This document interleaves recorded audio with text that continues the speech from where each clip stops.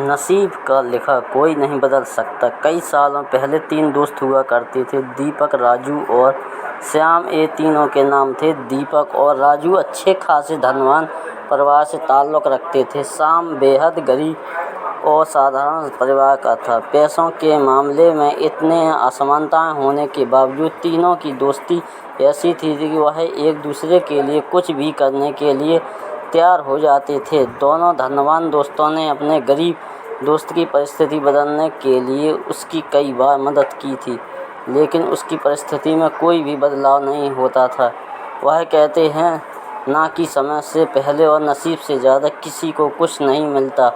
बस ऐसा ही कुछ श्याम के साथ होता था। तीनों ही जवान हो गए। दोनों धनवान दोस्त अपना अपना व्यापार अच्छे से करने लगे और पहले से भी ज़्यादा धनवान बनते चले गए।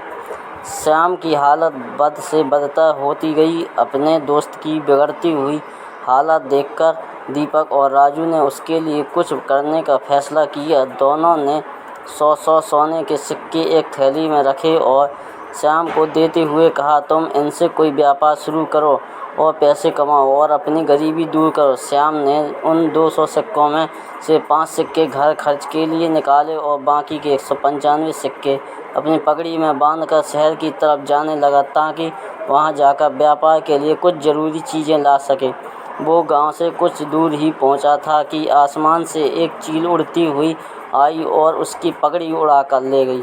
श्याम ने उसका काफ़ी पीछा किया, लेकिन चील इतनी ऊंची और तेज़ उड़ी कि उसको आखिरकार हार मानकर अपने घर लौटना पड़ा। कुछ दिन बीतने के बाद जब दीपक और राजू श्याम की हालत का जायज़ा लेने के लिए उसके घर गए तो उन्हें श्याम की हालत में रत्ती भर का भी फर्क नज़र नहीं